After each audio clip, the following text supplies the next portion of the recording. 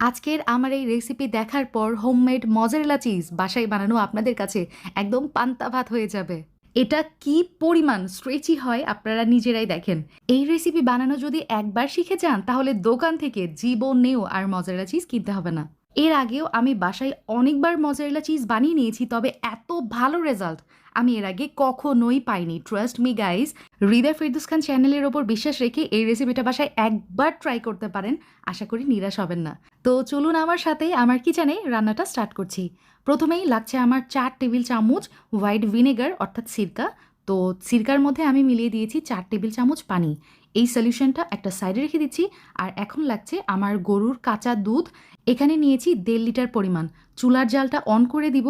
আর এটা হচ্ছে full fat milk, ঠিক আছে? অর্থাৎ যেই দুধে ননি যুক্ত থাকে সেটাই। আপনারা যারা গ্রামে আছেন এই দুধ ম্যানেজ করা কিন্তু কোনো ব্যাপারই না। আর যারা শহরে আছেন তারা দোকান থেকে ফুল ফ্যাট মিল্ক কিনে নেবেন, তাহলেই হবে। দুধের বরফগুলা যখন গলে গিয়েছে আমি কিন্তু চুলা থেকে পাতিলটা নামিয়ে নিয়েছি।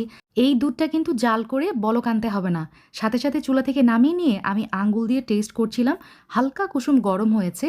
এই পর্যায়ে আমি দিয়ে দিলাম ওই যে সিরকার সলিউশনটা বা হোয়াইট ভিনেগারের সলিউশন দিয়ে আলতো হাতে এটা নেড়ে নিতে হবে।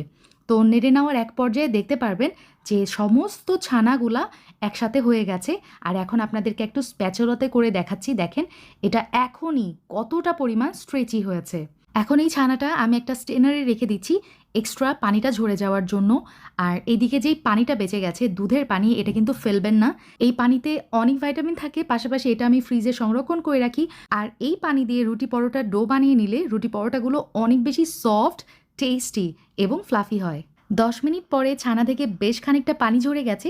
আমি স্ট্রেনার থেকে এই যে দেখেন আমি প্যানের মধ্যে ছানাটা দিয়ে দিলাম। চুলার জালটা থাকবে লো টু মিডিয়াম হিটে। আর স্ট্রেনারের সাথেও যেটুকু ছানা বেঁচে গেছে সেটাও আমি চেঁচে মুছে এখানে দিয়ে দিচ্ছি, কারণ কোনো অংশই আমি এখানে নষ্ট করতে চাচ্ছিলাম না। তো চুলার জালটা আবারও বলছি লো টু মিডিয়াম হিটে থাকবে।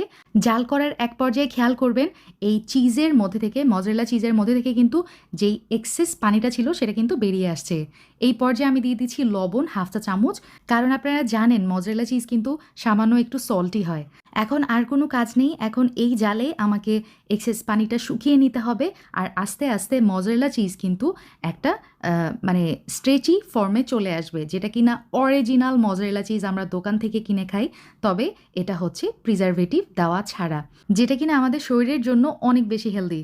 আমি দ্রুত প্যান থেকে এটা কাপে করে নিলাম আর এটা কমপ্লিটলি ঠান্ডা হওয়ার জন্য আমি রেখেছিলাম নর্মাল ফ্রিজে। তো নর্মাল ফ্রিজ থেকে আমি প্রায় 1 ঘন্টা পরে বের করেছি। এখন আপনাদেরকে দেখিয়ে দিচ্ছি যে এটা একদম দোকানের কেনা মজার